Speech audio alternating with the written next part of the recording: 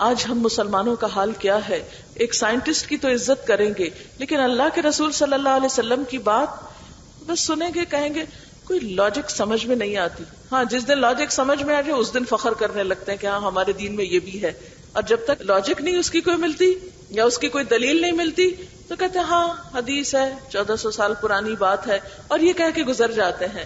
نہیں، ہمیں تو اپنے دین کے بارے میں فخر ہونا چاہیے. فخر نیگیٹو معنی میں نہیں، بلکہ ایک اعتماد، ایک کانفیڈنس کہ جو کچھ ہے سچ ہے.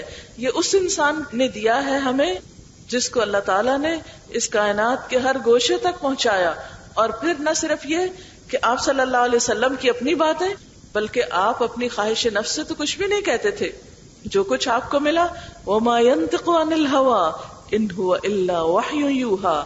خود رب کائنات نے آپ کے اندر باتیں القاء کی، وحی الہی کے ذریعے آپ صلی اللہ علیہ وسلم تک یہ سارے علوم پہنچے.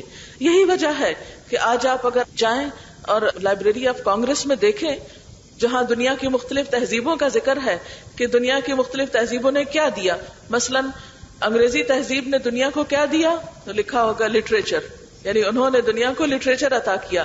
لیکن اسلام نے انسانیت کو سائنس سے روشناس کیا.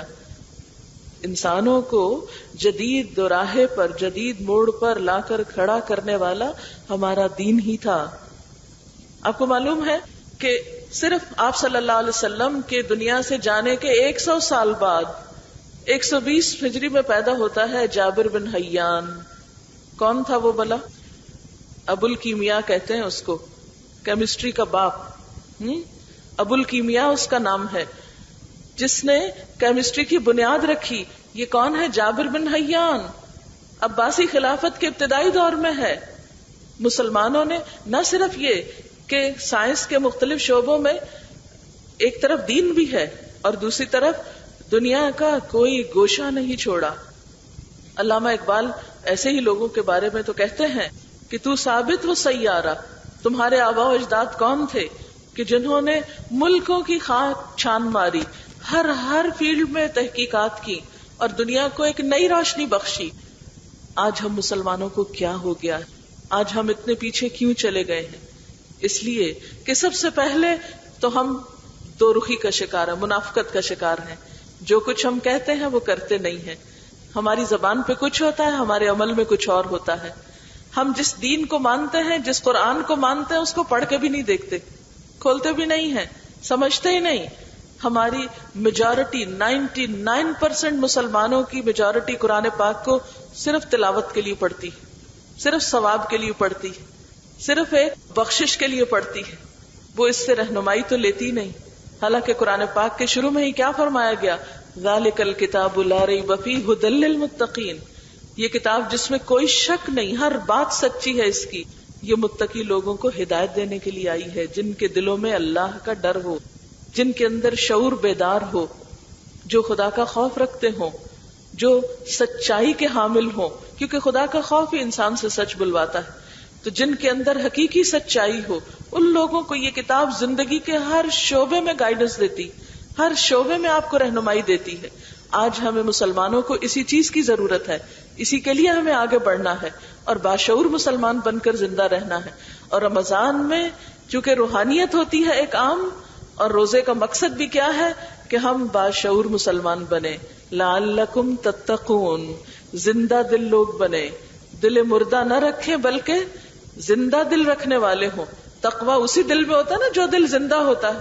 جو دل مردہ ہو چکا ہوتا ہے اس کے اندر تو تقوی نہیں ہوتا. مردہ دل کیا ہوتا ہے؟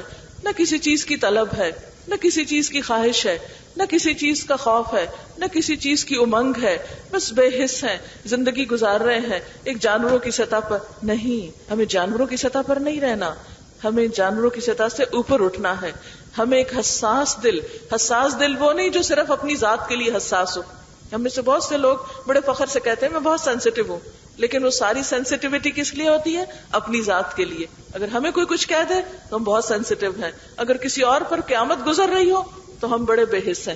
ہمارے کوئی سینس کام نہیں کرتی اس وقت، نہ ہم دیکھتے ہیں، نہ سنتے ہیں، نہ کسی کی کوئی تکلیف ہے. انسانیت ڈوب رہی ہے، ہمارے پاس یہ چراغ موجود ہے، ہم نے اس کو بند کر کے رکھا ہوا ہے.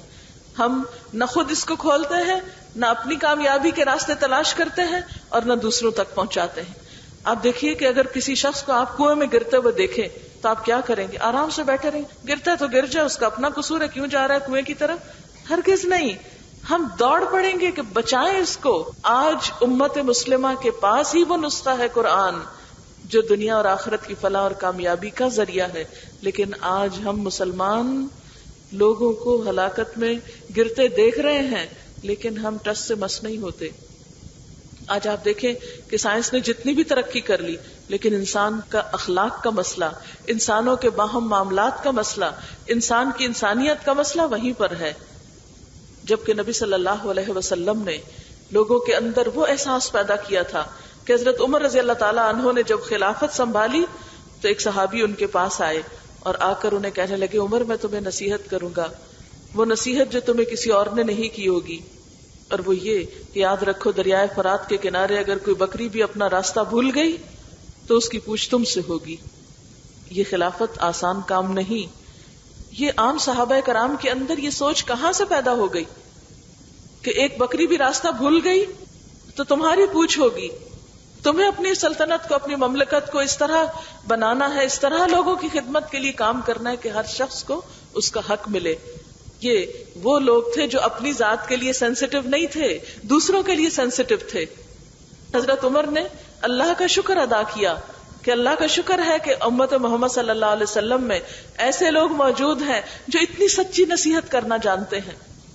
اور حضرت عمر اکثر کہا کرتے تھے، اللہ اس شخص کا بھلا کرے جو مجھے میرے عیبوں کا تحفہ بھیجے، جو مجھے دکھائے کہ میرے اندر کیا غلطیاں ہیں. یہی وہ احساس تھا، یہی وہ تقویٰ تھا جس نے مسلمانوں کو عزت بخشی. آج یہی احساس ختم ہو گیا، آج معاملہ الٹ ہو گیا.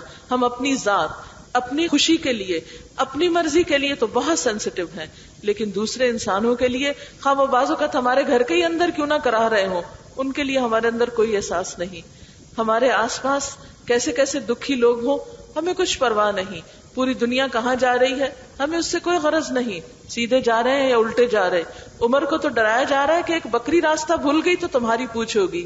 اور آج ہمیں کون بتانے والا ہے کہ اگر یہ ساری انسانیت راستہ بھولی ہوئی ہے تو اے لوگو یہ تمہاری ذمہ داری ہے.